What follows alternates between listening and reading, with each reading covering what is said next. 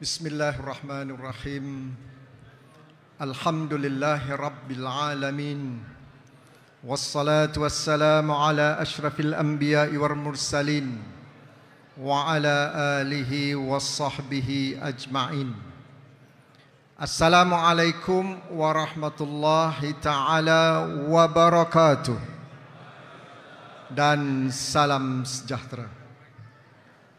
Yang berhormat pimpinan yang kita kasihi, Tan Sri Muhyiddin Yassin, Pengerusi Perikatan Nasional. Yang berhormat Senator Datuk Dr. Dominic Lau, Presiden Parti Gerakan. Yang berhormat Datuk Taqiyuddin Hassan, Setiausaha Agung PAS.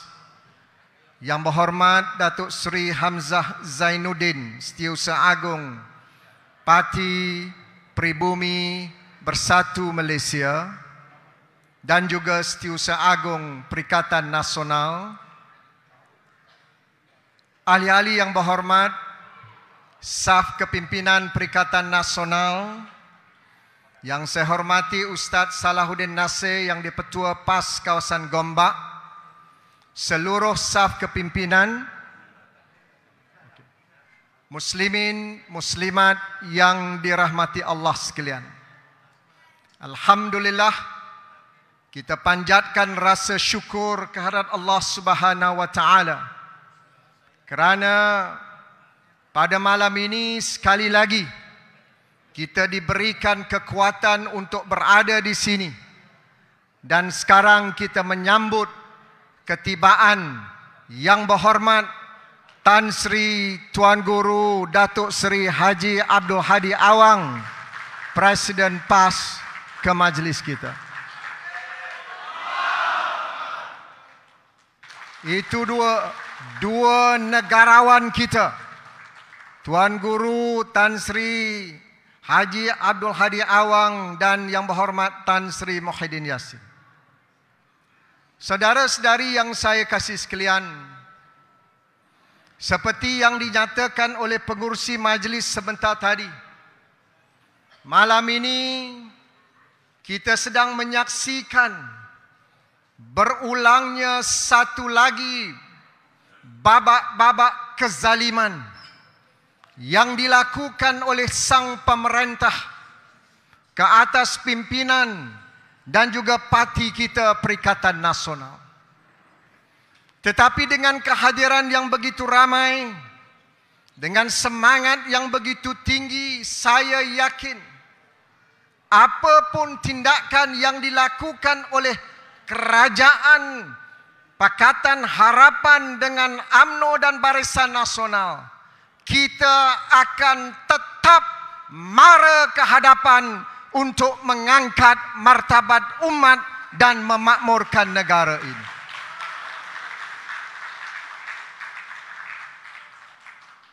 Seperti yang dikatakan, di Dewan ini jugalah kita berhimpun sekian lama untuk menyelamatkan seorang manusia yang dizalimi pada ketika itu. Tetapi hari ini, bila diberikan sedikit kuasa, manusia ini sudah gila kuasa, lupa daratan.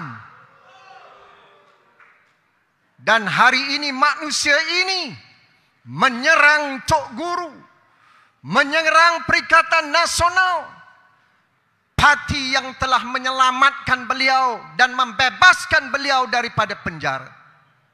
Sebab itu, pada malam ini kita berhimpun sekali lagi untuk mengingatkan kepada manusia ini dan badut-badut yang berada dalam kumpulannya. Kamu tunggu dalam pilihan raya negeri yang akan berlangsung tidak lama lagi. Rakyat akan bangkit dan humban Pakatan Harapan dan mereka yang zalim.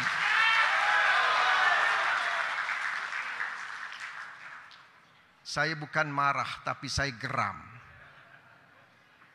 Sebab saya berada di dewan ini semenjak 1998. Beliau meminta saya untuk membantunya dan mendapatkan dukungan PAS. Tetapi apabila PAS dengan penuh kesungguhan menyelamatkan beliau, hari ini beliau menggigit kita dengan sedikit kuasa yang ada di tangannya. Percayalah, kuasa ini tidak akan bertahan lama.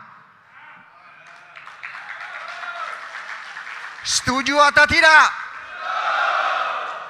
Takkan salah nak tukar kerajaan.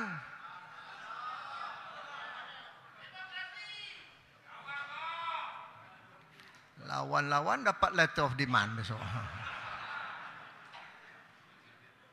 Kita juga yakin bahawa pertuduhan terhadap Tan Sri Muhyiddin Yassin yang dilemparkan semalam 6 pertuduhan. Hari Isnin ini ada satu lagi pertuduhan. Tetapi kita yakin pertuduhan ini bukan kerana Tan Sri Muhyiddin Yassin perompak. Bukan kerana beliau perasuah. Bukan kerana beliau penyamun.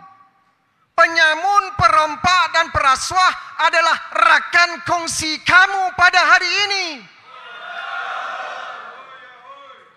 Hoya hoi.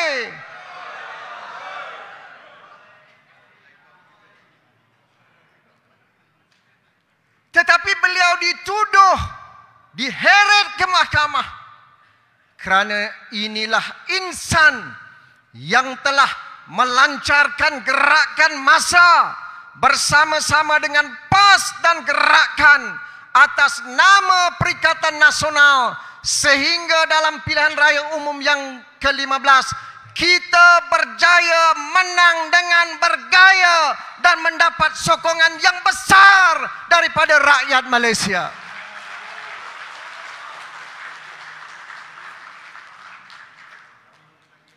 Tapi apakan daya kita tidak dapat membentuk kerajaan. Faham-fahamlah. Tak mengapa. Saudara-saudari, mereka berada dalam keadaan yang cukup cemas. Kerana momentum rakyat dalam pilihan raya umum yang ke-15 ini masih kuat di bawah. Betul atau tidak? Kemarahan rakyat terhadap Pakatan Harapan semakin meluap kerana melihat gelagat badut-badut Pakatan Harapan di dalam parlimen. Kita minta supaya mereka bersama-sama menentang korupsi. Hari ini korupsi menjadi darah daging keluarga Pakatan Harapan. Rakyat minta mereka menentang nepotisme. Nepotisme menjadi semakin subur di dalam kerajaan campuran dan kerajaan luar tabi'i ini. Lihat saja, bukan isteri, anak, menantu menjadi sang penguasa.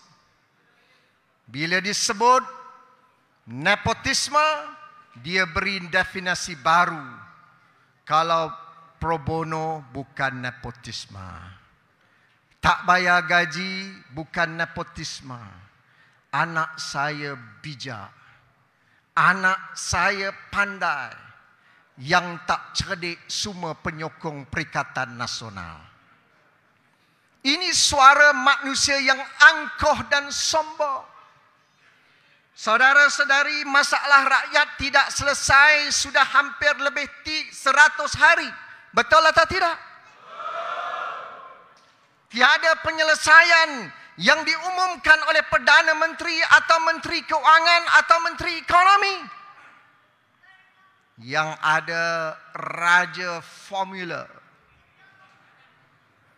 Harga ayam meningkat naik, jangan makan ayam. Kalau restoran itu mahal, boykot restoran yang berkenaan.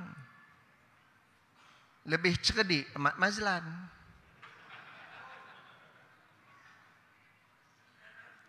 Kemudian yang terbaru, beli nasi lemak bukan lagi di warung. Beli nasi lemak di mesin layan diri atau vending machine. Tekan mesin, nasi lemak berterabur. Ini apa punya dasar ini? Apakah dasar-dasar ini boleh mengangkat martabat umat? Apakah dasar ini boleh menyelamatkan rakyat daripada tekanan ekonomi dan kos sara hidup? Tidak. Sebab itu mereka cemas. Mereka tidak ada kekuatan. Rakyat sudah penat melihat gelagat badut-badut dalam kerajaan pada hari ini. Yang dipamerkan tak nak pakai tali leher. Tak apalah, tak nak pakai tak apalah. Tak nak pakai kasut, nak pakai capal. Pergi Bangkok pakai songkok. Balik rumah tak pakai songkok. Ini semua, it is so artificial. Setiap hari Jumaat pergi masjid, keluar masjid panjat kereta. Terlalu artificial. Saya kenal dia lama, saudara.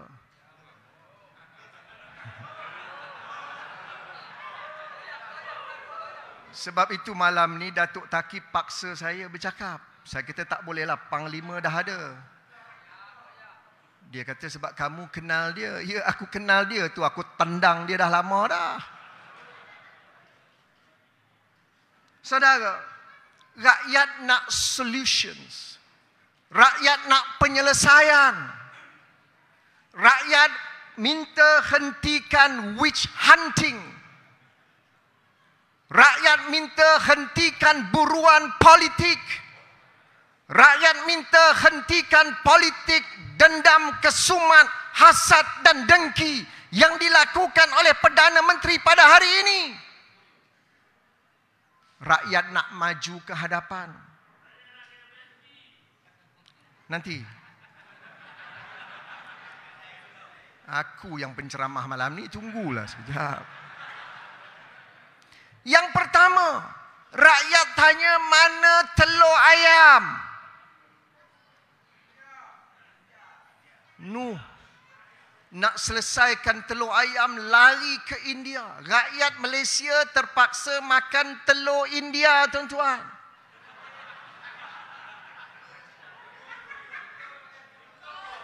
Jangan ingat lain, ini telur dari India. Wah, sebelum ni dia kata kita nak buat tender terbuka. Tidak ada direct nego. Pimpinan ahli parlimen telah cabar dalam parlimen, nyatakan siapa yang dapat kontrak bawa telur India ke Malaysia. Tuan-tuan tahu siapa? Deepak. Deepak siapa? Kawan Rosmah. Dalam parlimen tak jawab. Tapi kita sudah bongkarkan. Deepak duduk sebelah Mat Sabu pergi ke India. Saya nak tanya, apa peranan Deepak? Mana tanda terbuka? Kenapa Deepak aja boleh bawa telur, orang lain tak boleh bawa telur?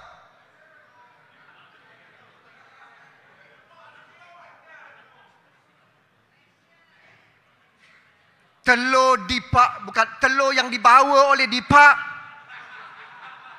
Kategori D, tuan-tuan. Harganya lebih mahal. Saya dapat maklumat daripada kementerian. Deepak diberikan, difahamkan mendapat bekalan kontrak telur ini pada harga 32 sen, tapi kategori D. Kita tanya, apakah ada saringan keselamatan di Jabatan Veteriner? Kita tahu setiap produk makanan yang nak masuk dalam negara mesti ada 5 saringan. Tetapi saringan-saringan ini difahamkan dikecualikan. Siapa yang nak semak tentang keselamatan telur daripada India? Siapa nak semak kualiti telur daripada India? Dan sekarang sudah ada perbincangan untuk subsidi tambahan 20 sen lagi. Maknanya telur kategori D harganya 52 sen di dalam pasaran. Ini cerita apa? Baru satu isu telur sudah gagal untuk mereka selesaikan. Tuan-tuan tengok, ringgit Malaysia jatuh lagi.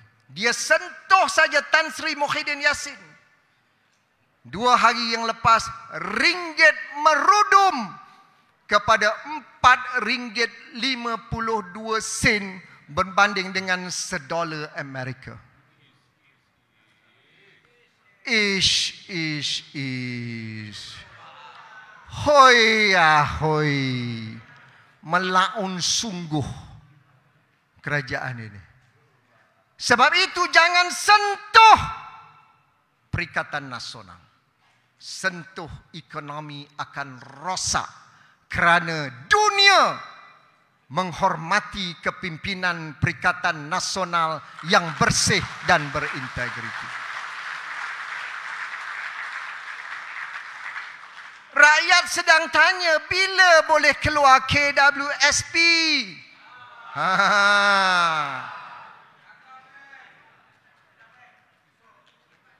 Tuan-tuan tahu, seorang Menteri Keuangan yang kononnya Menteri Keuangan yang paling cerdik di dunia. Pemberita tolong laporkan. Apa Menteri Keuangan yang baru ni? Yang mendapat nasihat daripada putrinya. Papa,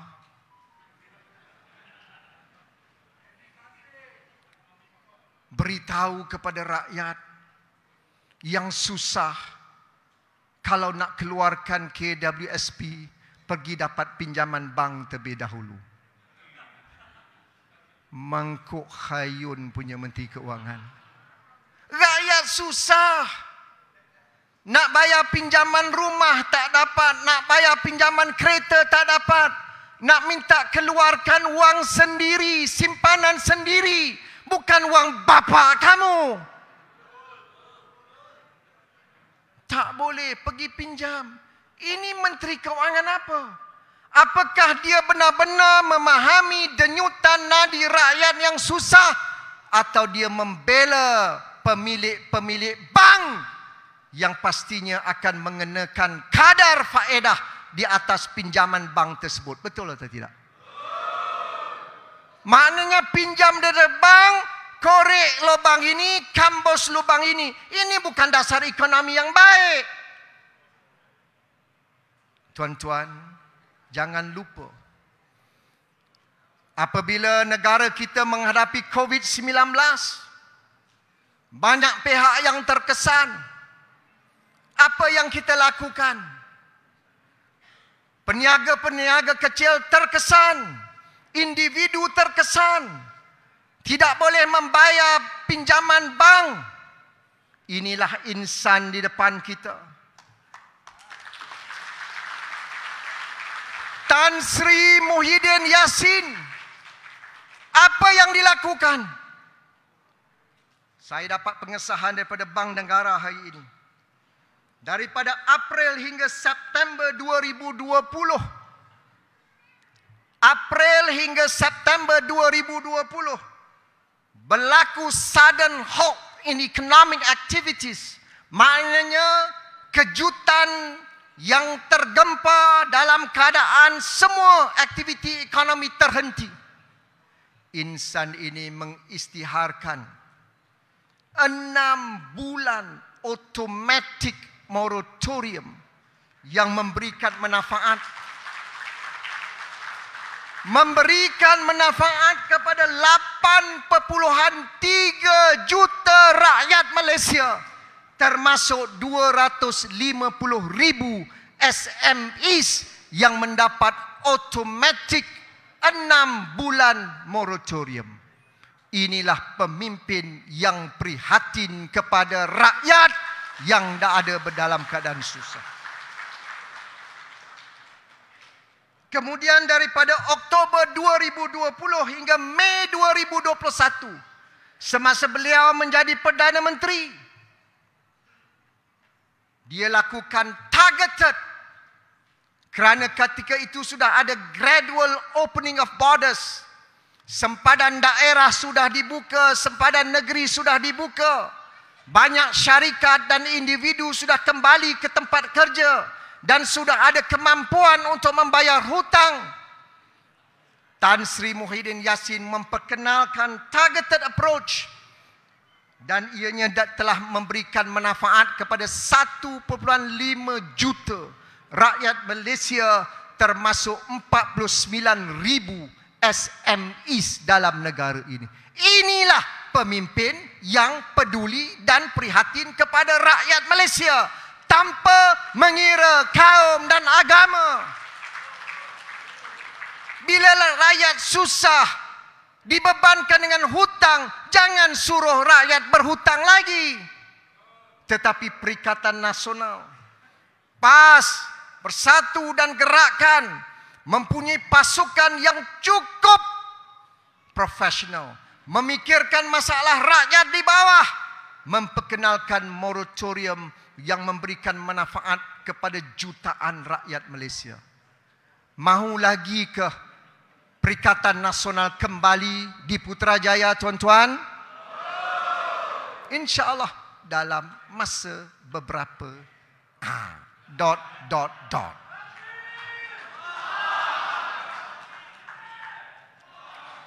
Kemudian ketika itu, dalam tempoh yang begitu sukar, berapa banyak syarikat yang terpaksa gulung tikar, yang terpaksa buang pekerja. Sekali lagi Tan Sri Muhyiddin Yassin dalam Majlis Keselamatan Negara, Majlis Ekonomi Negara mengingatkan jangan buang pekerja, selamatkan mereka. Majikan kata, bagaimana nak selamat Tan Sri, kami tak mampu nak bayar gaji. Kilang kami hampir ditutup. Tak mengapa, jangan tutup. Perdana Menteri tampil dengan dasar wage subsidi, subsidi upah. Ingat atau tidak? Tuan-tuan, saya nak umumkan pada malam ini, di bawah kepimpinan Tan Sri Muhyiddin Yassin dan Perikatan Nasional, kita telah menyelamatkan seramai kita telah menyuntik dana subsidi upah sebanyak 21 bilion ringgit dan menyelamatkan 358,000 syarikat dengan jumlah 2.96 juta pekerja. Media tolong lapor. Saya bukan bawa fitnah, saya bawa angka yang tepat. I'm a mathematician. Numbers don't lie. Yang pembohong adalah Perdana Menteri dan Menteri Keuangan pada hari ini. Rakyat tak ada kerja, rakyat kena buang syarikat gulung tikar. Insan ini dengan berani, tegas, tampil ke depan, selamatkan mereka, bagi upah gaji kepada mereka. Hampir 3 juta rakyat diselamatkan, 358,000 syarikat tidak perlu gulung tikar kerana bantuan daripada Kerajaan Perikatan Nasional pada ketika itu. Alhamdulillah. Anak-anak muda tanya, mana pekerjaan? Saudara, kita ada jawapan. Tan Sri Muhyiddin Yassin sebagai Perdana Menteri telah mengarahkan saya, Azmin, kamu keluar ke negara-negara luar, cari pelabur asing masuk. Dia tak hantar anak perempuan dia. Dia tak hantar menantu dia. Dia hantar menteri dia. Sebab menteri dia semua bijak-bijak belaka. Ni. Ramai sini. Datuk Taki, Datuk Seri Hamzah, Ronald Kiandi, Datuk Saifuddin Abdullah. Tu. Datuk Dr. Radhi Jidin, Datuk Kamarudin Jaafar. Tu. Seri Kandi kita. Datuk Seri Rina Harun. Semua ni bijak-bijak belaka. Kami bukan badut. Bawa pelaburan masuk. Saya nak cerita sebentar lagi.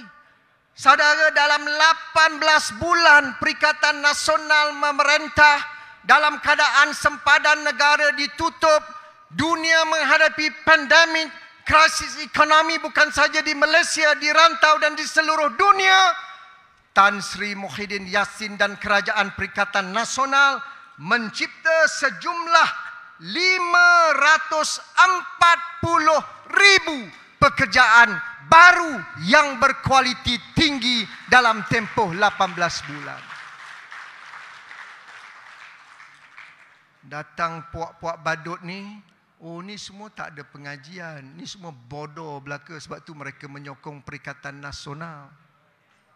Yang sokong Perikatan Nasional dalam pilihan raya yang lepas kerana mereka menghargai komitmen dan sumbangan besar Tan Sri Muhyiddin Yassin dan Kerajaan Perikatan Nasional menyelamatkan rakyat, mengangkat martabat umat dan memakmurkan negara ini. Betul atau tidak?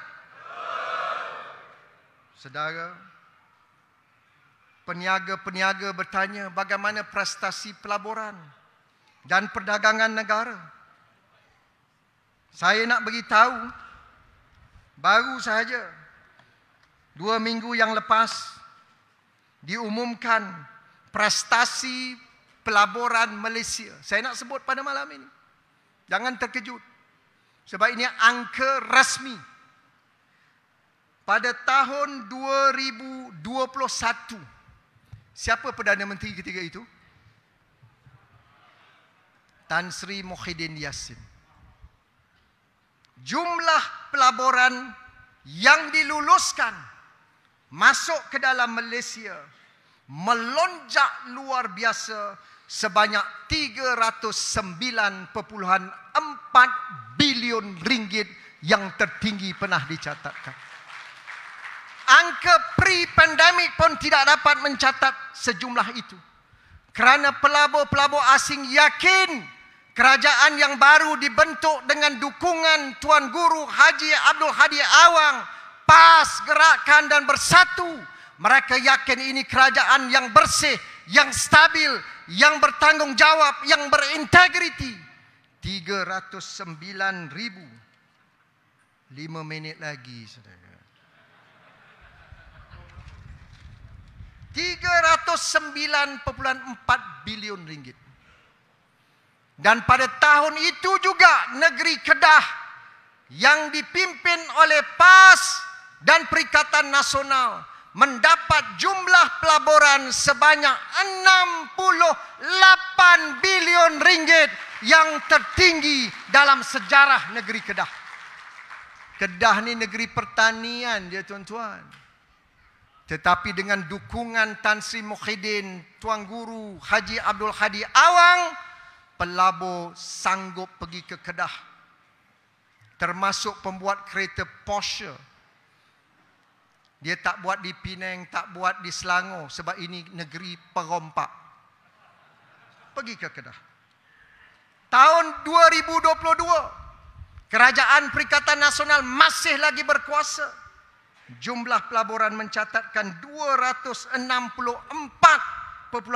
bilion ringgit dengan 4,454 projek.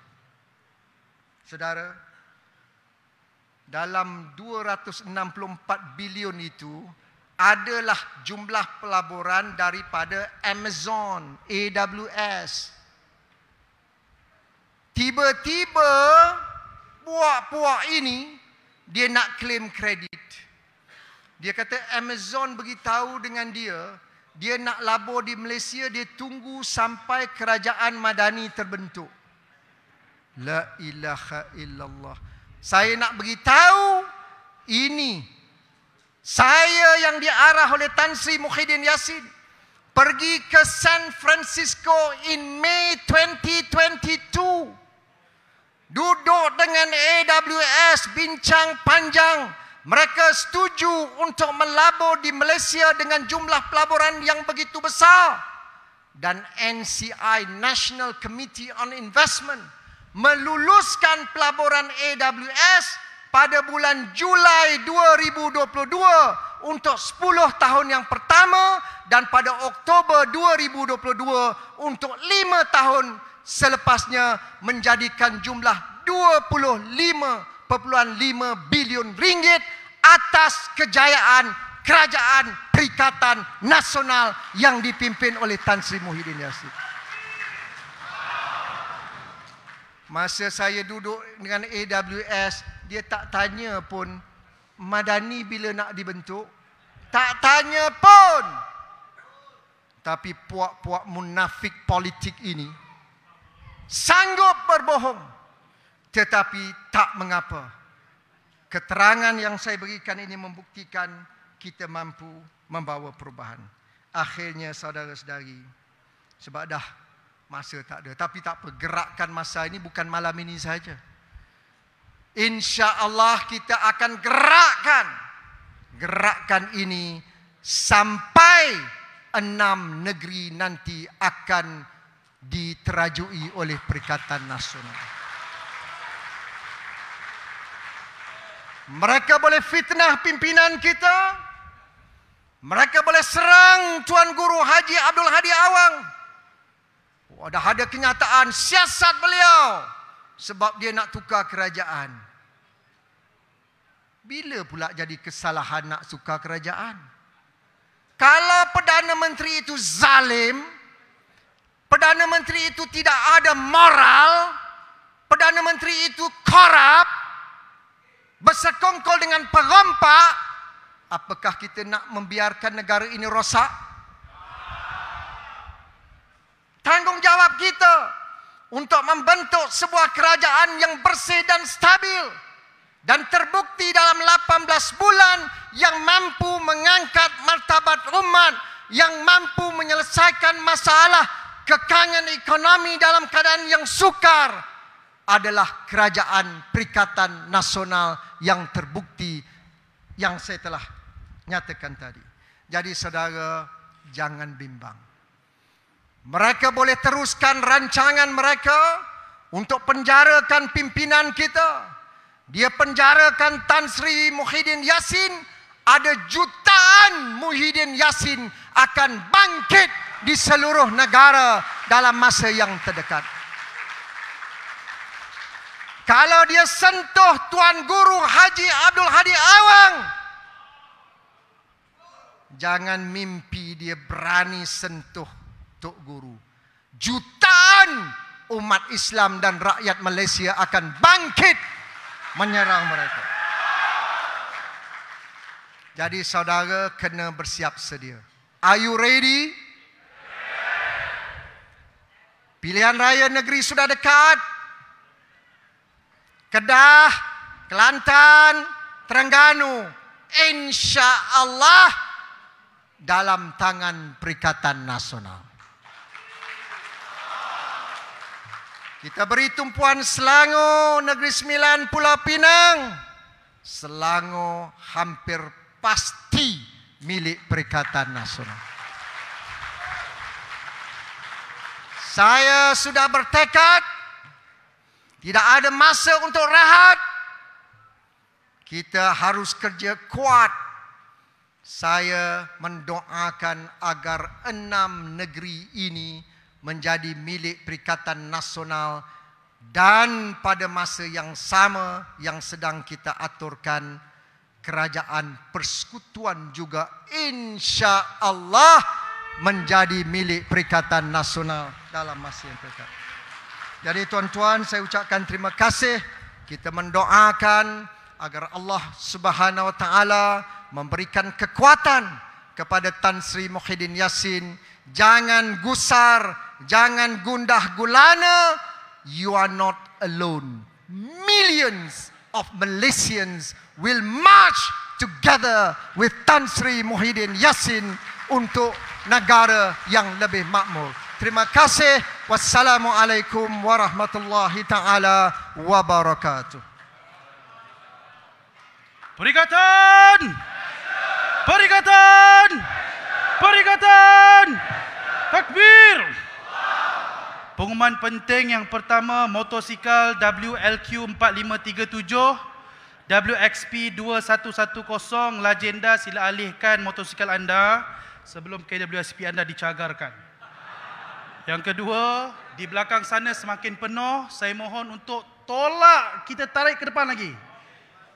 Dan saya difahamkan ada beberapa VIP, pimpinan-pimpinan ahli parlimen yang di belakang sana juga dijemput hadir ke hadapan. Okey, kita tolak lagi ke depan sebelum kita panggil penceramah kita yang akan mengisi ruang pentas ini yang akan lebih panas lagi.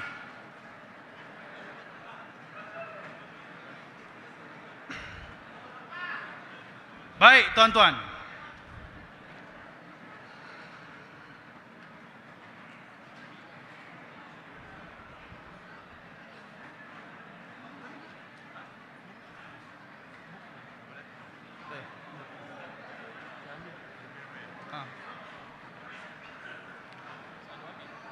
Baik, sebelum kita memanaskan lagi pentas untuk penceramah yang kedua, taujihat pimpinan yang kedua.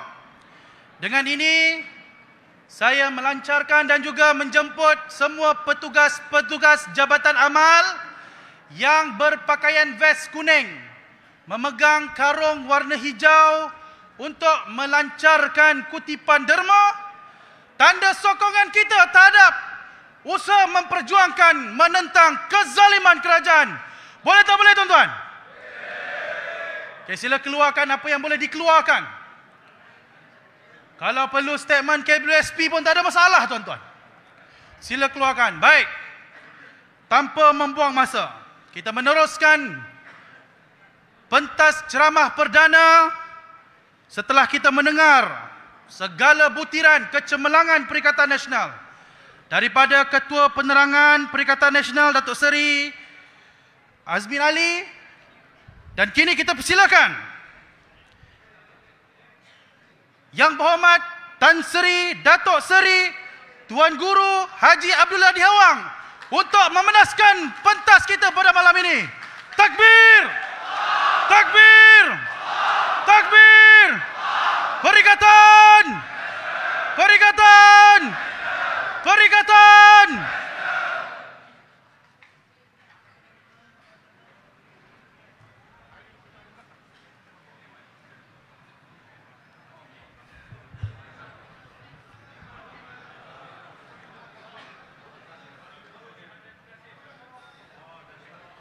Assalamualaikum warahmatullahi wabarakatuh.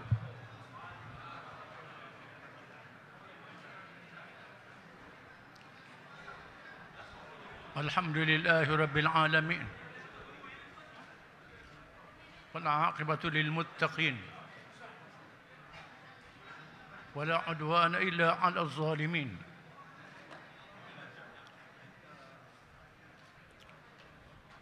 Wassalatu wassalam ala Rasulillah wa ala alihi wa sahbihi wa man tabi'ahu wa nasarahu wa wala.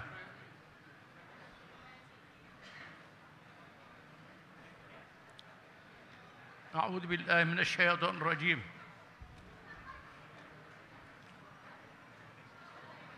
Wattaqu fitnatan لا تصيبن الذين ظلموا منكم خاصة واعلموا أن الله شديد العقاب.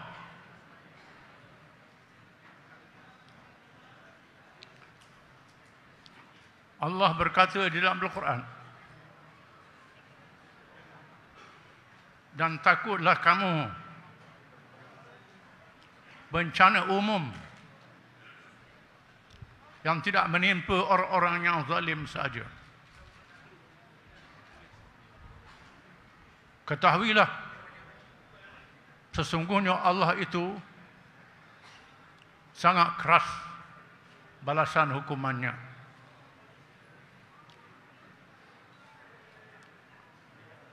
Yang dihormati pengacara majlis, Yang berhormat Tan Sri Muhyiddin Yassin, Pengurusi Perikatan Nasional, Yang berhormat Senator Dr. Dominic, Cemalan Pengurusi Perikatan Nasional,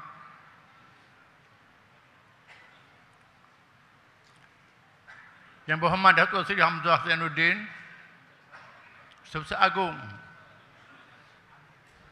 Baris Perikatan Nasional, Yang berhormat Datuk Taqiyuddin Hasan, Naib Sebersih Agung Perikatan Nasional,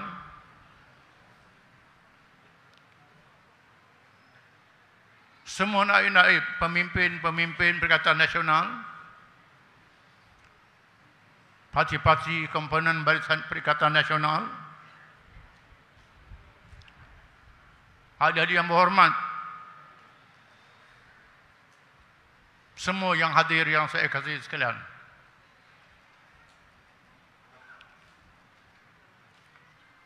Kita sedang menyaksikan pesta kezaliman sedang berlaku.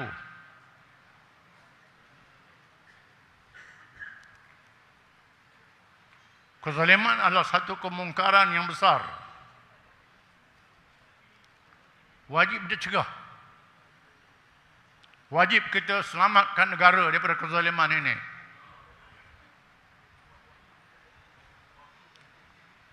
Kalau kita tidak bertindak, bencana akan menimpa semua. Bukan sahaja mereka yang zalim, termasuk mereka yang baik yang mendiamkan diri.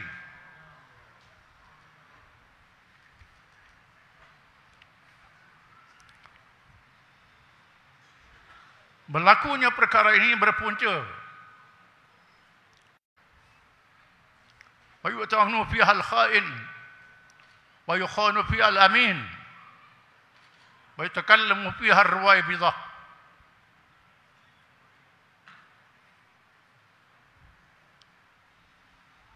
Akan berlaku tahun-tahun yang menggoda dan menipu manusia. Orang yang benar dianggap bohong. Pembohong dianggap benar. Orang yang amanah dianggap pengkhianat.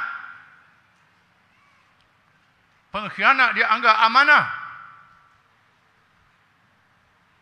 Orang yang bebal mendabik dada bercakap perkara-perkara yang besar.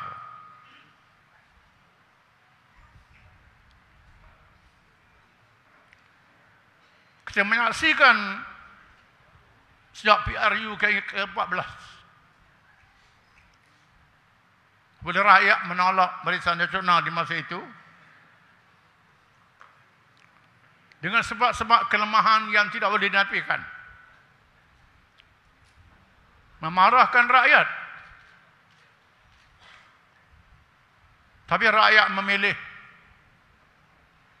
Pakatan Harapannya berjanji bohong. Nak turun harga minyak dalam masa 24 jam. Nak hapuskan tol.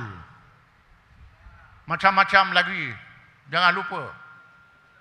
Kita ni mudah lupa sangat. Melayu mudah lupa.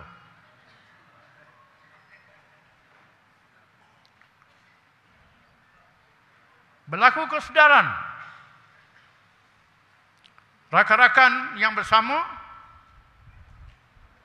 membuat satu gerakan PAS ikut serta daripada Parti Bersatu, PAS, termasuk parti gerakan, NGO,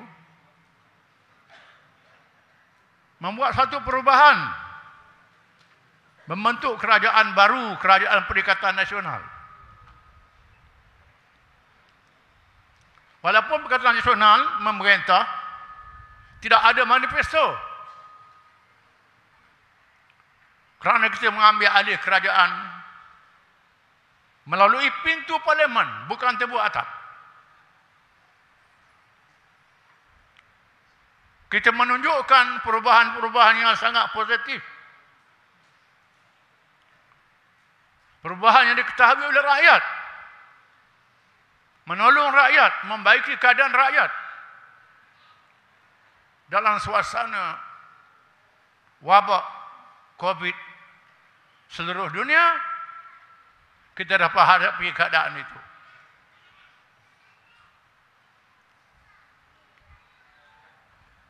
Kemudian berlaku pilihan raya ke-15.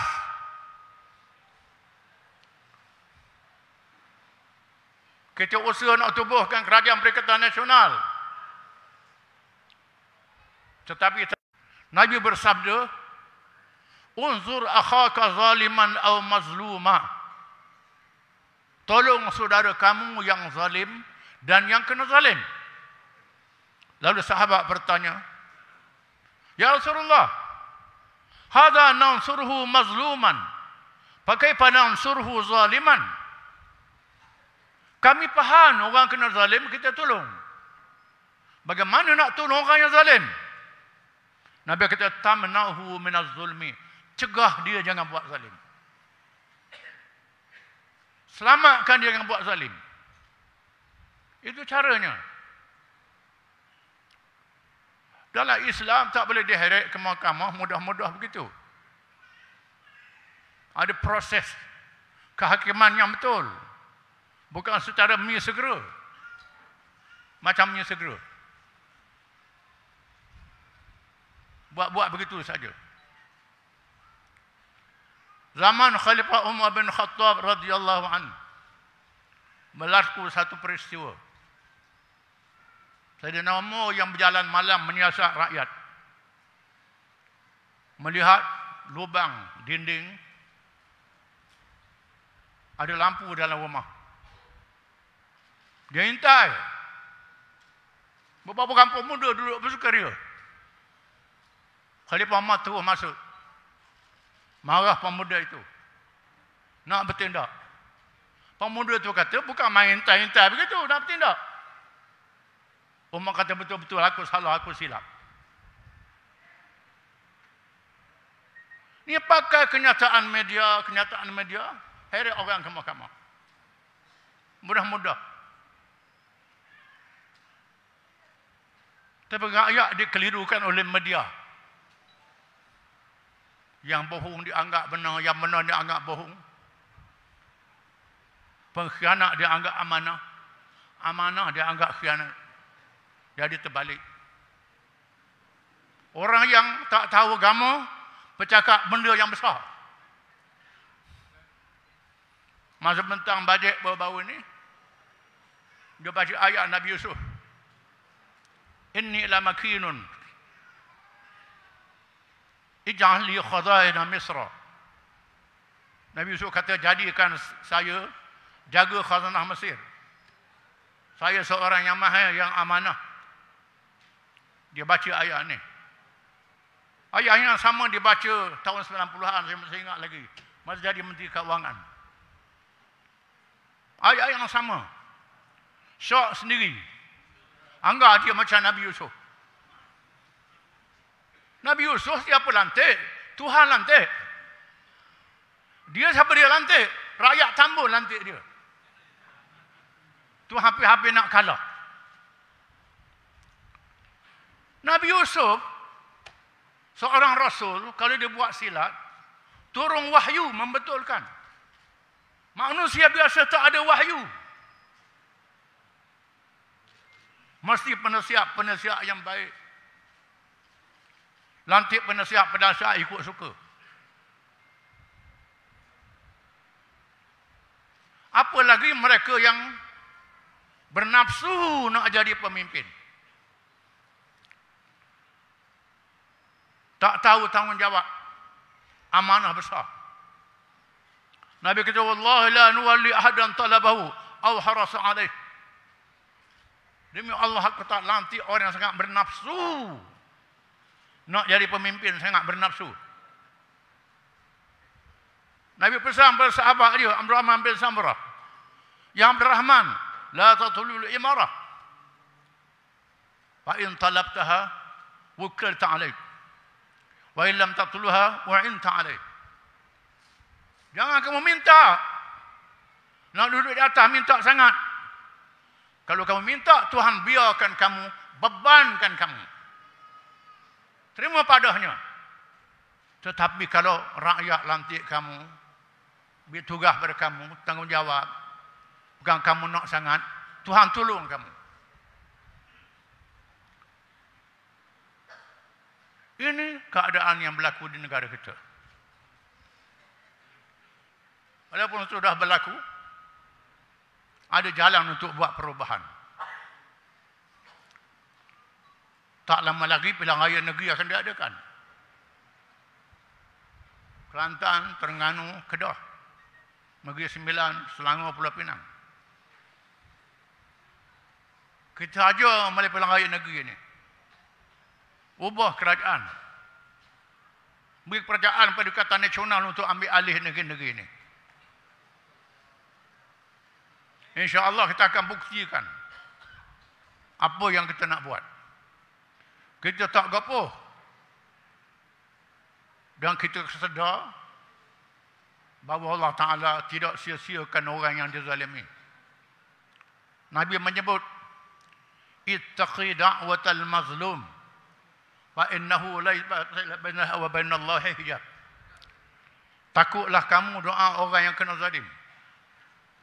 Doa orang yang kena zalim tak ada dinding antara dia dengan Allah. Disebut dalam hadis yang lain, jangan buat zalim. Walaupun orang kena zalim itu orang bukan Islam, Tuhan terima doa dia. Tuhan tolong dia walaupun dia bukan Islam. Ini bahayanya zalim ini. Kita beri nasihatlah, jangan mudah-mudah nak heret orang ke mahkamah. Macam ni segera begitu saja. Melalui kenyataan media sikit-sikit, tu heret ke mahkamah.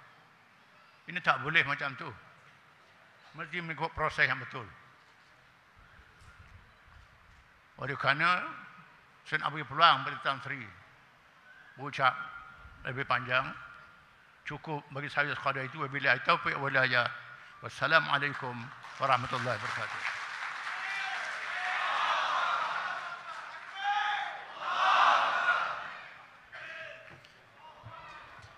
Takbir!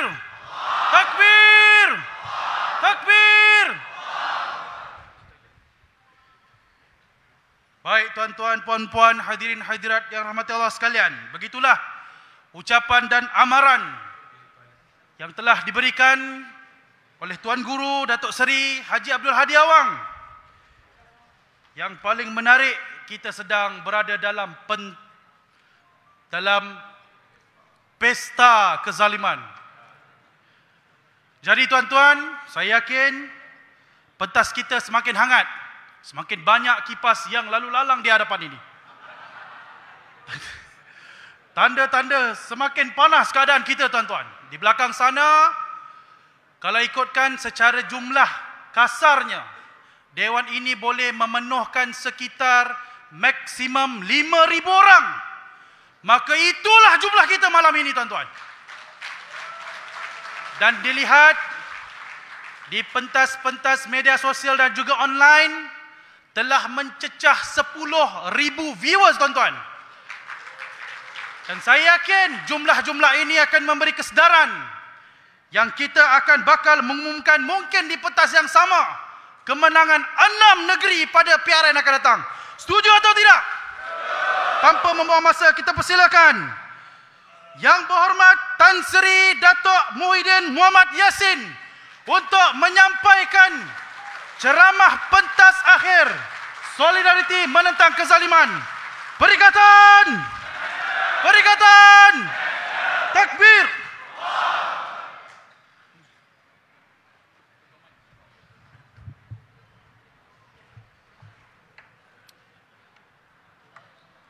Bismillahirrahmanirrahim. Alhamdulillahi Rabbil Alamin. Wassalatu wassalamu ala ashrafil anbiya'i wal mursalin wa ala alihi wa sahbihi ajma'in.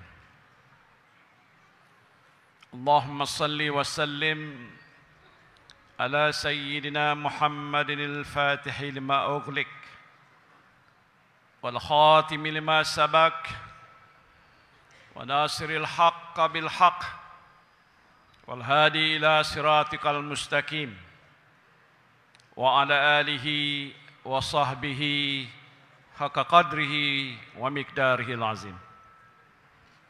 Assalamualaikum warahmatullahi wabarakatuh. Salam sejahtera dan selamat malam. Yang berhormat Dato' Dr. Dominic Lau, Presiden Gerakan dan juga Timbalan Presiden Perikatan Nasional. Yang berhormat Dato' Hamzah Zaiduddin, Setiausaha Agung Perikatan Nasional dan Setiausaha Agung Bersatu. Yang berhormat Dato' Taqiyuddin, Setiausaha Agung Parti PAS. Dato' Azmin Ali, Ketua Penerangan Perikatan Nasional. Pimpinan-pimpinan tertinggi daripada PAS, Bersatu dan juga Parti Gerakan. Ahli-ahli yang berhormat, def-def jemputan, saudara-saudari yang saya hormati sekalian. Apa khabar semua? Alhamdulillah. Syukur saudara sekalian berada dalam keadaan sehat walafiat. Malam ini adalah satu malam yang amat penting bagi kita berada di sini untuk mendengar penerangan dan juga penjelasan berhubung dengan perkara-perkara yang sedang pun berlaku di negara kita di waktu dan saat ini. Saya ucap terima kasih kerana kehadiran pada malam ini cukup besar sekali. Memberikan suatu petanda yang cukup baik bahawa kita bersedia menghadapi apa saja bentuk cabaran yang datang daripada mana sekalipun, hatta daripada kerajaan, Pakatan Harapan dan Barisan Nasional untuk menghadapi masa-masa depan yang mencabar ini. Semalam bagaimana yang diketahui, saya telah diheret ke Mahkamah Persekutuan untuk menghadapi pertuduhan-pertuduhan yang telah pun dibacakan kepada saya di dalam mahkamah. 6 pertuduhan itu telah pun dibacakan semalam, yang antara lain menyebutkan bahawa saya dituduh menerima suapan waktu saya menjadi Perdana Menteri, dan suapan itu telah pun dimasukkan dalam akaun Parti Pribumi Bersatu Malaysia. Pada hari Isnin ini, sekali lagi saya diheret ke mahkamah di Shah Alam untuk menghadapi satu lagi pertuduhan dalam perkara yang serupa juga. Sebenarnya saudara, secara peribadi saya tak pernah menghadapi masalah pelanggaran undang-undang dalam sejarah hidup saya. Hatta zaman, kerana lagi laju pun tak pernah saya lakukan. Dan setelah pun berpegang pada prinsip untuk menentang segala bentuk salah guna kuasa, menentang segala bentuk rasuah, Dan saya berkata pada hari ini, pertuduhan-pertuduhan yang telah pun dibacakan pada saya semalam dan mungkin hari Isnin itu tidak melibatkan diri saya secara pribadi menerima apa-apa suapan sekalipun. Alhamdulillah. Dan perkara yang berlaku pada saat dan ketika ini tidak lain ialah apa yang telah pun kita nyatakan sebagai selective political persecution, iaitu tindakan yang dibuat ni dianggap sebagai tindakan terpilih yang ditujukan kepada saya sebagai pengurusi Perikatan Nasional dan juga pengurusi dan Presiden Parti Bersatu. Sedangkan kita tahu sebelum daripada ini sudah ada laporan-laporan terhadap pemimpin dan parti-parti yang lain. Dan sebahagian juga daripada kes-kes yang sudah pun kita dengar sebelum ini melibatkan pemimpin-pemimpin parti yang ada dalam kerajaan. Persoalan yang berbangkit, kenapa tindakan rakus diambil terhadap saya dan juga Parti Perikatan Nasional Menerusi Bersatu ini? Ia tidak lain dan tidak bukan kerana melihat pada situasi politik yang kita hadapi pada hari ini selepas kita melalui satu tempoh cabaran, iaitu dalam PRU Pilihan Raya Umum yang ke-15 baru-baru ini, yang dengan jelas dan terang dan nyata menunjukkan satu kebangkitan yang begitu luar biasa, hebat, gelombang yang besar, di mana sebahagian besar rakyat terutama orang Melayu telah memberikan sokongan pada kerajaan ataupun Parti Perikatan Nasional ini. Betul atau tidak? Kita hampir sapu bersih di negeri-negeri utara sehingga UMNO tidak menang walau satu kursi parlimen pun. Ini rekod yang tak pernah cipta dalam sejarah politik dalam negara kita. Kerana apa? Kerana lebih daripada 60% ataupun 70% orang-orang Melayu sudah bangkit dan sedar nak memilih Perikatan Nasional sebagai parti yang mereka yakini dan mereka percayai. Alhamdulillah. Dan pasti ini sudah dinilai oleh Anwar Ibrahim, oleh Zahid Hamidi, oleh mereka yang ada dalam kerajaan, yang ada pada hari ini dianggap sebagai suatu ancaman besar kepada keberadaan dan penerusan mereka untuk mentadbirkan negara sebagai sebuah kerajaan. Mereka juga sedar bahawa akan ada 6 lagi pilihan raya negeri yang akan kita hadapi dalam tempoh 4-5 bulan kehadapan ini. Dan kalau gelombang ini akan berterusan sampai ke PRN yang akan tiba, mereka pasti takut bahawa kesemua 6 buah negeri ini akan tumbang, ataupun yang akan menang kekal menang di Kelantan, Terengganu dan Kedah, dan 3 buah negeri iaitu di Selangor, Negeri Sembilan dan juga di Pulau Penang juga akan dimenangi oleh Parti Perikatan Nasional, insya-Allah. Allahu Akbar. Kerajaan yang ada pada hari ini dikatakan sebagai kerajaan perpaduan. Betul ke? Kita tidak bersedia pada waktu kita dijemput untuk mentainya bukan kerana apa. Saudara boleh bayangkan kalau hari ini kita bersama dengan puak-puak suku Sakat yang ada di sana.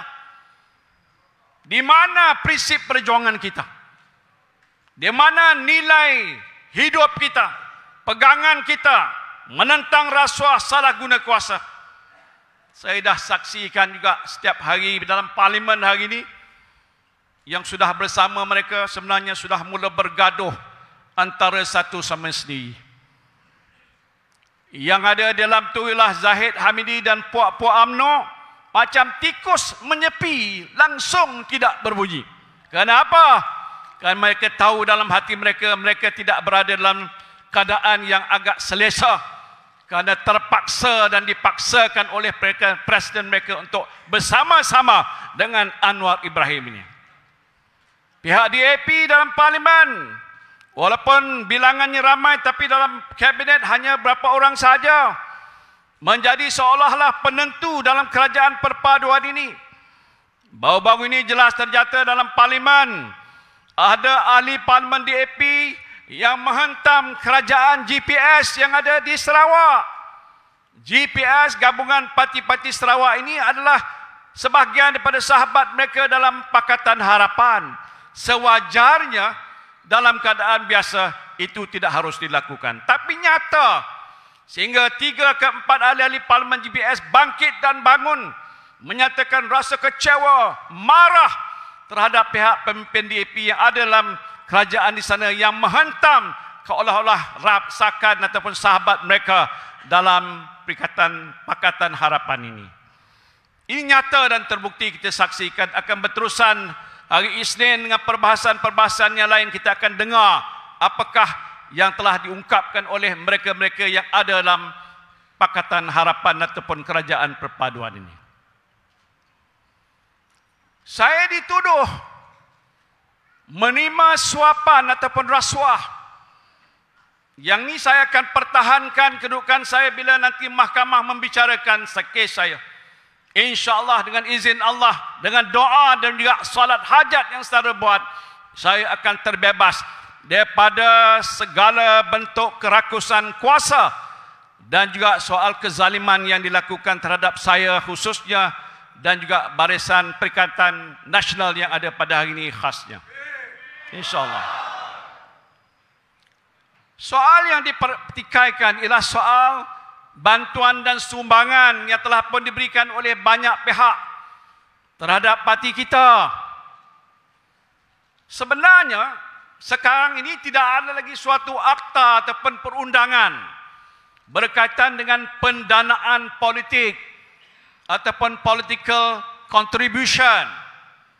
Dan di negara kita ini banyak parti-parti politik yang baik yang ada dalam kerajaan ataupun bukan kerajaan, tidak berniaga, tidak ada sumber, dan pendapatan mereka sebahagiannya hasil daripada tabung-tabung yang macam hari ini diedarkan, atau pemberian-pemberian daripada mereka-mereka yang sayang dan mahu menyokong perjuangan parti itu. Tidak harus ada apa-apa sekatan dan halangan untuk berbuat sedemikian. Tetapi yang dituduh kepada saya ialah seolah-olah saya sudah menerima. Secara peribadi, saya tidak menerima satu sen pun. Itu hukumnya haram. Tetapi yang ada dalam akaun kita hari ini dikatakan oleh mereka adalah sumber-sumber yang haram. Termasuklah sumber yang diberikan oleh Tan Sri Syed Mokhtar Al-Bukhari, yang dinyatakan juga dalam pertuduhan itu telah memberikan suapan pada mereka, pada kita, sejumlah amount yang telah pun disebutkan dalam pertuduhan itu. Sedangkan kita tahu beliau adalah seorang hartawan, dermawan, antara tokoh-tokoh korporat negara kita yang besar yang telah pun memberikan sumbangan. Saya yakin dan percaya bukan saja pada Bersatu, pada banyak parti-parti yang menjadi kerajaan sebelum daripada ini. Garanti punya. Siapa di kalangan pemimpin dalam UMNO, di AP ke, ataupun daripada parti PKR dan sebagainya, boleh dikatakan tidak menerima sumbangan daripada mana-mana pihak, sama ada waktu mereka berada dalam kerajaan ataupun mereka tidak berada dalam kerajaan. Jadi persoalannya kenapa begitu? Itu sebab bagi kami yang ada dalam Bersatu ini khususnya dan UMNO dalam Perikatan Nasional berpendapat tindakan zalim yang telah pun diambil terhadap kita tidak lainnya, tidak bukan ialah untuk membunuh kita. Bersatu sebagai contoh, awal-awal lagi telah pun dibangkitkan dalam masalah. Kononnya kita telah menerima sejumlah wang 600 bilion. Lepas tu dia kira balik salah. Dia kata 530 bilion. Kira balik salah. Dia kata 95 bilion. Salah lagi 45 bilion. Akhirnya 300 milion. Kalau dah bertukar berkali-kali itu, betul lah dia adalah pembohong besar, penipu besar dan membuat satu tohmahan dan fitnah yang saya kira adalah satu perkara yang amat orang kita berbahaya sekali. Yang ini telah pun mereka lakukan terhadap kita, dan sebab itu maka akaun Parti Bersatu sehingga hari ini masih dibekukan, dan saya dapat maklumat tidak akan dicairkan untuk membolehkan Bersatu terus bergerak sebagai sebuah organisasi parti politik yang pastinya ada perancangan, pastinya ada program menghadapi pilihan raya. Pembayaran pasti kita perlu buat untuk menanggung sebuah organisasi yang besar seperti kita. Apa tujuannya? Tidak lain ialah untuk mengambil satu tindakan yang begitu kejam supaya pasti Parti Bersatu nanti dalam tempoh yang tidak berapa lama lagi akan terkubur. Saya berjumpa dengan juga pegawai SPRM, bila lagi nak beku. Datuk Hamzah, Susah Agung, kita telah pun menulis pada pihak SPRM untuk membebaskan. Sampai hari ini pun jawapannya masih tidak boleh dibebaskan. Sebelum daripada kes pertuduhan saya telah pun menerima keputusan yang Datuk Hamzah sampai kepada saya oleh pihak Ketua Pengarah Immigration yang tak membolehkan saya pergi ke luar negara. Ini sebelum pertuduhan. Kenapa? Takut saya pergi ke luar negara dan berucap dalam satu persidangan untuk menyatakan sesuatu tentang masalah negara kita. Maka itu saya disekat untuk tidak boleh keluar ke negara. Tetapi hari ini bila dah dipertuduh, memang pun dah tak boleh pergi ke luar negara. Sampai bila-bila sehingga kes ini akan diselesaikan, dan insya-Allah bila menang saja, barulah saya dapat balik pasport saya dan bolehlah pergi ke mana-mana. Saya tak tahu bila, tuan-tuan. Jadi ini adalah satu petanda tentang kezaliman, tindakan rakus kuasa. Bila saya berjumpa banyak pihak dan juga berhadapan dengan pihak pegawai SPRM, saya kata, kenapa ambil tindakan ni? Kami minta maaf. Kami terpaksa buat. Kerana ini arahan daripada orang atas. Atas tu siapa, tuan-tuan? Orang atas. Dan ini bukan sekali, berkali-kali waktu pertemuan dia kata, kami tak boleh buat apa-apa. Kami jalankan kerja. Kerana ini adalah arahan daripada orang di atas sekali. Tuan-tuan tahu siapa orang di atas. Jadi oleh sebab itu, saya kira mulai sekarang ini, tindakan mereka akan terus rakus. Mereka tidak akan berhenti. Mereka akan cari sebab musabab, kononnya atas sebab tertentu, tindakan-tindakan undang-undang. Baik yang berkaitan dengan pengubahan wang haram, ataupun yang berkaitan dengan rasuah, sama ada nyata ataupun tidak, mereka akan ambil tindakan secara terburu-buru. Contohnya, waktu saya dijemput ke SPRM baru-baru ini untuk memberikan keterangan, awal lagi saya telah pun ditangkap. Pegawai yang hadir ke situ beritahu, Tan Sri, maaf, kami nak beritahu ini ada bacaan di hadapan ni, dibacakan di hadapan saya, dikata saya tertangkap. Tuan-tuan, sudah 75 tahun hidup tak pernah tertangkap oleh polis. Hari itu saya ditangkap. Ambil cap jari 10. Bukan ni. Tak tahu berapa kali, setengah jam nak cap jari ni. Lepas tu pegang satu kertas dengan plastik di hadapan saya kena bergambar di hadapan. Saya teringat inilah agaknya orang yang kena gambar macam orang apa? Gambar gini, lepas tu tengok begini. Lepas tu tengok begini, kiri kanan. Saya tak tahu kenapa dia buat begitu, tapi itu tugas mereka, kata dia. Tapi yang anehnya, bila dah buat tu dan katanya saya akan besok dibawa ke mahkamah, baru saya duduk untuk ambil keterangan saya mengenai kes yang berkaitan dengan pengecualian cukai kepada Yayasan Al-Bukhari milik Tan Sri Syed Mokhtar Al-Bukhari. Saya bertanya dengan pegawai itu, kenapa you buat begini? Kenapa Peguam Negara awal semalam telah membuat keputusan kena ambil tindakan pada saya? Saya tidak berikan peluang untuk memberi penjelasan dan pembelaan pada diri saya. Belum sepatah pun ditanya pada saya apa cerita yang berkaitan dengan soal ini. Minta maaf Tan Sri, I am speechless. Saya masih ingat ni cakap, apa speechless, tak boleh cakap. Kami terpaksa buat kerja. Iyalah, awak seorang pegawai, sebelum ambil tindakan, bagi peluanglah mendengar apa yang akan saya jelaskan kedudukan saya berkenaan dengan masalah ini. Apa makna, saudara? Bermakna kita tak diberikan suatu keadilan yang sewajarnya diberikan pada mana-mana pihak yang dikatakan terlibat. Baik mereka ini terlibat benar ataupun tidak benar, itu soal kedua. Langsung tidak diberikan peluang. Dah siang-siang awal buat keputusan, diumumkan besok akan pergi ke mahkamah, baru duduk menjelaskan apa cerita-cerita yang berkaitan dengan sumbangan dan juga soal rayuan untuk pengecualian cukai oleh Yayasan Al-Bukhari. Saya tidak faham tentang soal undang-undang. Tapi bila perkara seperti ini boleh berlaku terhadap saya, penganiayaan yang jelas dan nyata, pastinya tak ikut peraturan, hanya keadaan maslahat politik untuk menjahanamkan saya dan keluarga saya dan parti saya.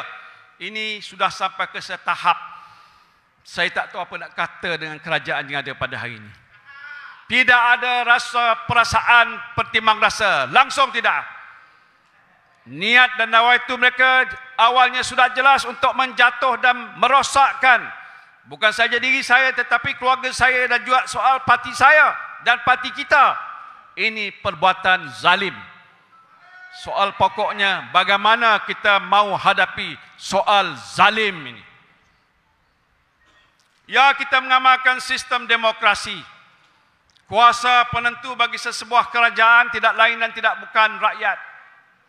Sebenarnya dalam PRU yang ke-15, ikut ceritanya, sewajarnya patutnya kita yang sudah jadi kerajaan mentadbirkan negara pada hari ini.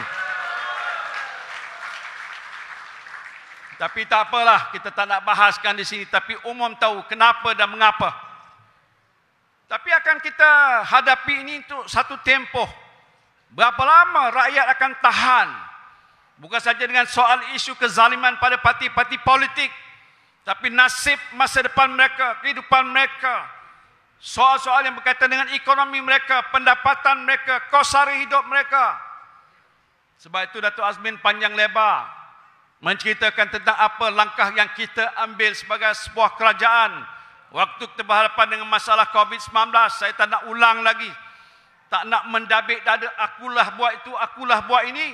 Tetapi kami adalah kerajaan yang prihatin, pemimpin yang beramanah, bertanggungjawab. Soal pokok ialah nasib rakyat mesti dibela.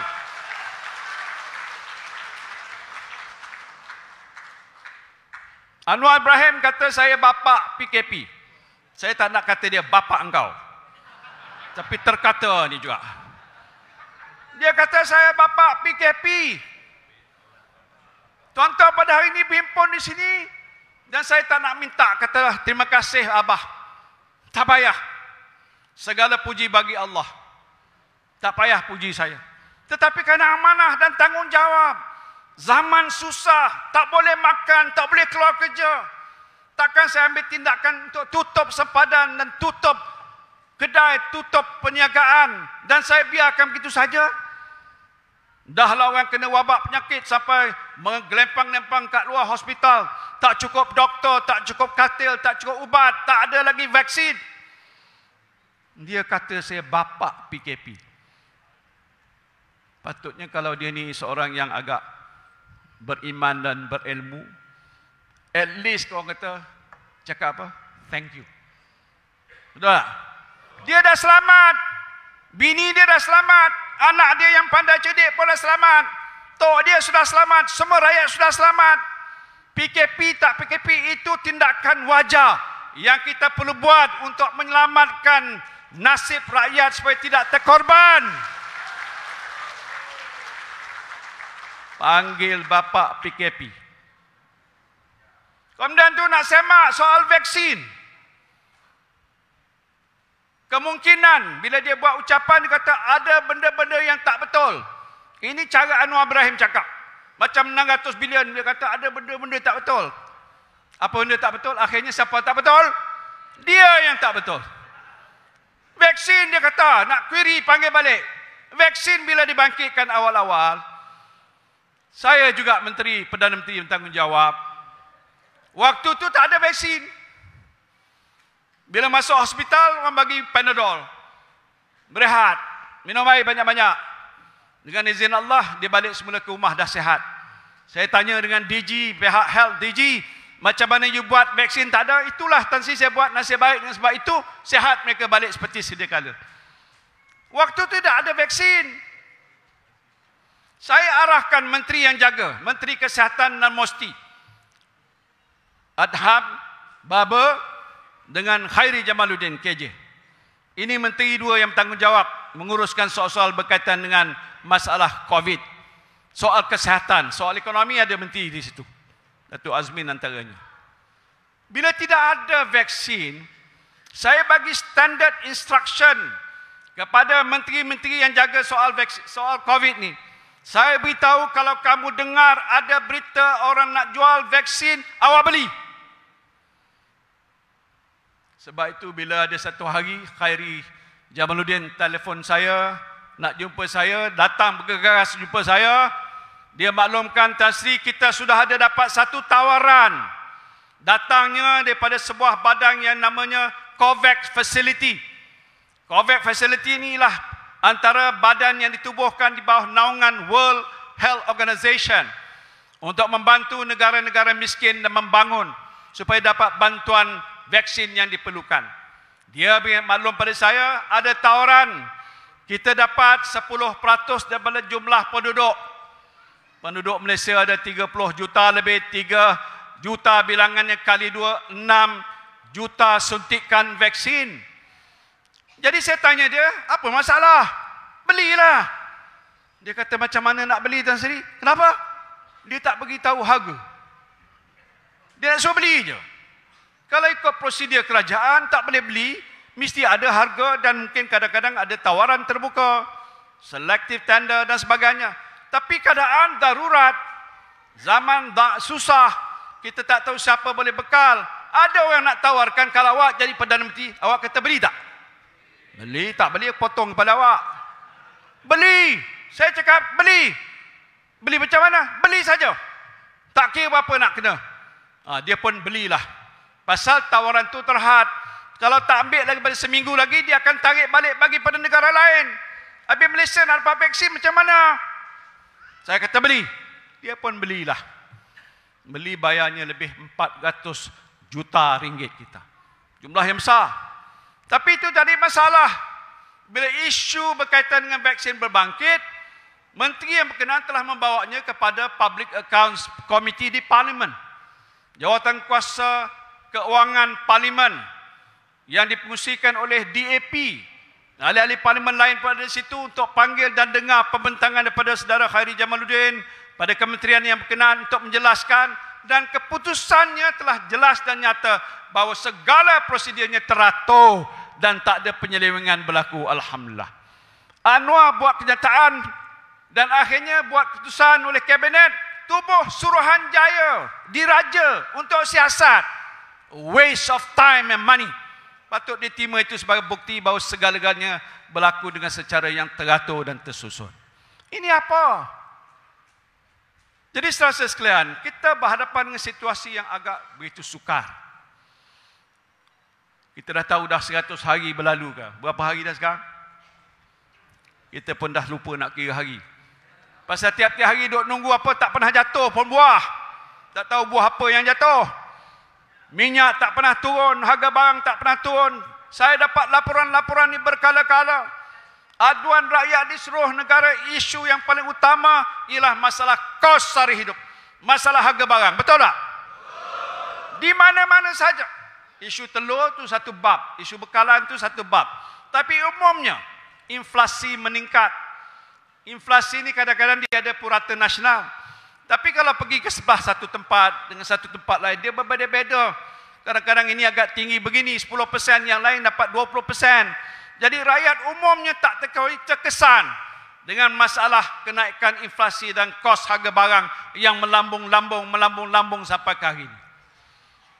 Sebab tu zaman kita menguruskan COVID, antara lain ialah untuk menguruskan juga ekonomi. Saya duduk dalam jemaah menteri dan jawatan kuasa menguruskan COVID ni. Ada 2 tim. Satu tim ekonomi, Datuk Azmin yang jadi juaranya. Dan dia dan lagi-lagi menteri. Satu lagi tim COVID, Menteri Kesihatan. Bila nak bincang, buka tutup. Menteri Ekonomi kata tak boleh tutup lama, nanti ekonomi jatuh. Kita adalah sebahagian daripada global supply chain. Istilah ini digunakan susah. We are part of the global supply chain. Kilang-kilang yang ada di Malaysia yang agak besar-besar tu memekarkan komponen-komponen untuk digunakan oleh negara-negara pengeluar yang lain. Kalau kita di sini berhenti pengeluaran, sana tak ada bekal, putus hubungan, mereka akan keluar dan meninggalkan negara kita. Itu satu bab. Diperjuangkan oleh Menteri Ekonomi Datuk Azmin dan rakan-rakan yang lain. Di satu bab lain kata, tak boleh buka. Kalau buka orang masuk, awak benarkan betul, nanti akan merebak lagi lah COVID. Kalau saudara duduk macam saya di tengah-tengah, apa keputusan nak buat? Ini yang bapa PKP dia kata pada saya tadi. Saya jelaskan, ini bukan satu perkara yang mudah. Tetapi penting waktu itu, waktu kita ambil satu langkah untuk mengawal COVID, kita mesti juga ambil satu langkah yang adil untuk membantu rakyat. Berbilion wang yang telah pun kita curahkan. Pokoknya yang saya sebut, jangan ada rakyat kita yang mati ke buluh, tidak ada makanan di atas mereka. Kita akan bantu dan tolong mereka. Alhamdulillah hari ini kita dah balik seperti sedia kala. Kita ada pengalaman. Mereka tidak ada pengalaman. Mereka sudah lama terkeluar daripada sistem kerajaan. Perdana Menteri yang ada pada hari ini dah lama tidak ada berurusan dengan kerajaan. Dia diurus kat dalam. Faham? Dia kurang faham, kurang tahu. Rakyat minta bagikan kami kebenaran untuk keluarkan wang KWSP, Air Lestari, Air Sinar. Ingat waktu kita? Baru-baru ni dia kata, tak apa, saya bagi 1 bilion. Bagi 500 pada pihak-pihak yang ada simpanan 10,000 ke bawah. Bukan itu yang rakyat mau. Yang rakyat mahu bukan masuk situ. Rakyat nakkan duit itu dikeluarkan. Apa susah duit nak keluarkan? Benarkan saja. Bukan duit kerajaan, duit awak yang simpan. Alah bodohnya. Sebab tu waktu saya, kita ambil secara praktikal. This is a problem. Ya, mula-mula kita meliti, kita tak putuskan. Akhirnya betul juga. Kita kata duit simpanan itu untuk menjaga hidup kita waktu kita sudah bersara. Tapi kalau belum bersara pun kita dah mati, duit nak buat apa? Allah Anwar Ibrahim tak pandai kira. Lepas tu baru ni yang Tuan Azmin cuba cerita tadi apa? Dia kata tak usah, tak boleh keluar. Kalau nak keluar pergi ambil bank. Boleh gunakan cagaran daripada KWSP. Katanya undang-undang KWSP pun tak membenarkan buat itu. Macam mana Perdana Menteri bodoh sangat buat kerja macam itu? Ini perkara-perkara yang agak tak sebesar mana.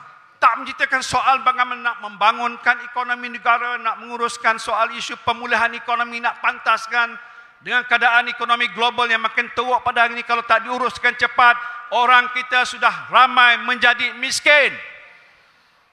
Dulunya 40% di bawah tu dikatakan B40 miskin.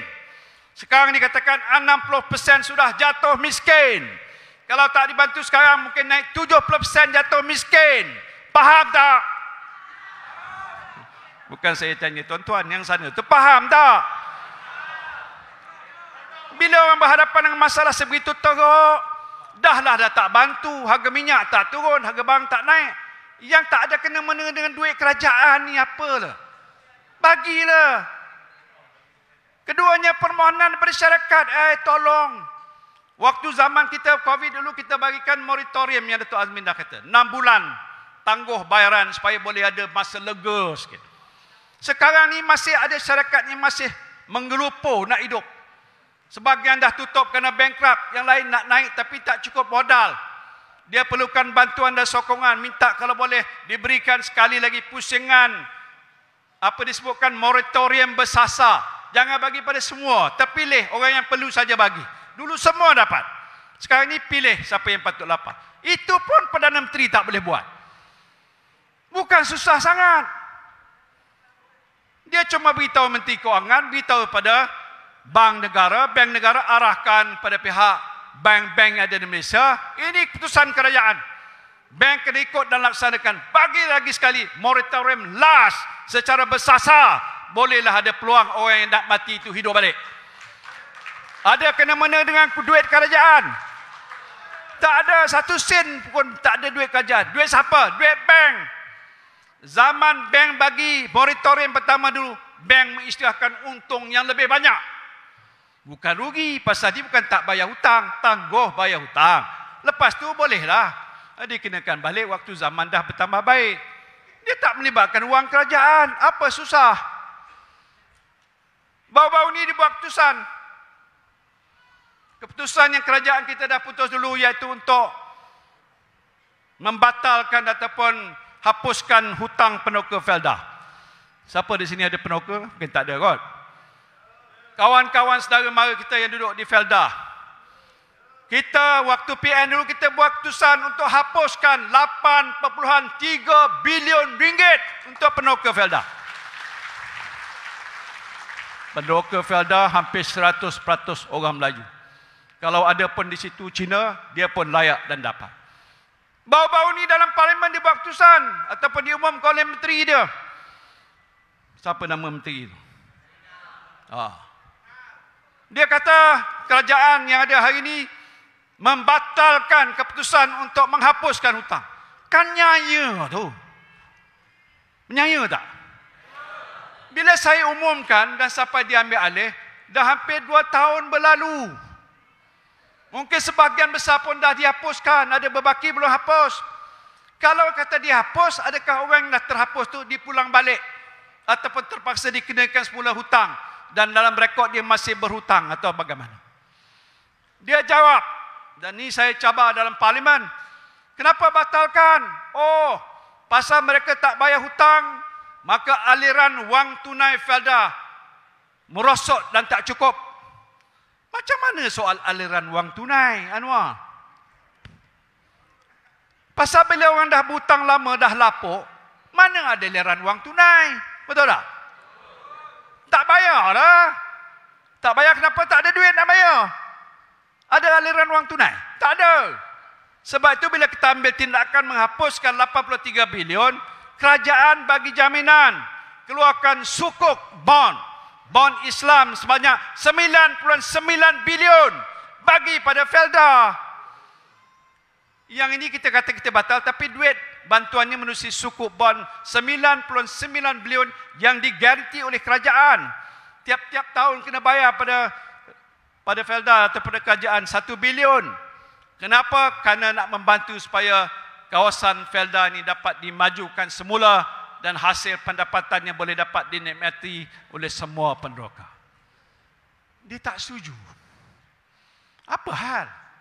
Jadi bila cakap di parlimen itu, mana ada isu soal aliran tunai? Dia tak jawab. Saya tak tahu hari itu dia jawab tidak di parlimen. Tapi akhirnya sampai ini keputusan tak diberikan orang kata penghapusan. Ini satu penganiayaan. Jadi jelas, nyata di hadapan kita tindakan kerajaan Pakatan Harapan Barisan Nasional adalah suatu tindakan yang bodoh. Senang cakap. Yang tak dapat membantu membela nasib rakyat. Apalagi kalau nak menceritakan janji-janji dia yang telah tersedarai dalam manifesto pilihan raya yang lepas. Saya sebut juga di parlimen itu, saya senaraikan satu-satu. Semuanya elek. Tahu bahasa India, elek. Tak ada, kosong. Tak buat apa-apa. Janji tapi tak ditunaikan. Ini apa dia? Sebab tu saya fikir dia sedar. Dia menghadapi masalah besar. Tak gerti nak menguruskan negara. Dan dia tahu di bawah dia ada rasa yang agak cemas di kalangan rakyat. Yang kalau ini berterusan dan kadang mereka tak ada kemampuan nak membantu, maka pasti keadaan mereka akan bertambah teruk lagi. Cara yang mudah untuk menyelesaikan masalah mereka ialah mengambil tindakan zalim.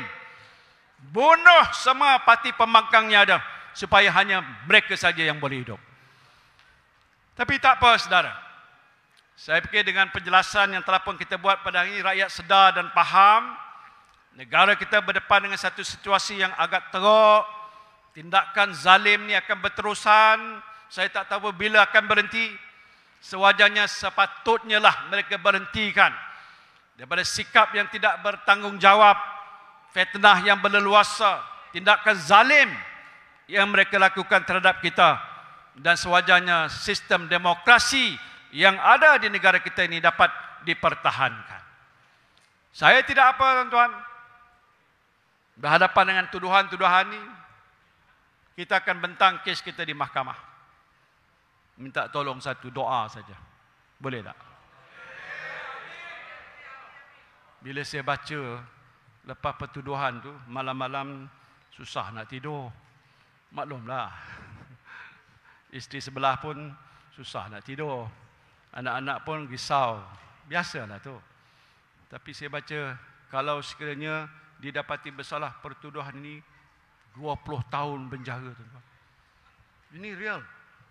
Nauzubillah. 30 tahun penjara. Lepas tu juga dihukumkan denda. Kalau yang terlibat 200 ke 500 bilion, saya kena bayar 3 kali ganda. Saya baca tu. Macam mana nak fikir? Hari itu saya kena bayar jaminan bail. Dengan berapa banyak? Pinjam. Tolong cari. Lancarkan tabung, apa dia panggil, crowdfunding, sampai hari ini pun tak cukup. Jadi berhutang dengan orang yang pergi pinjam.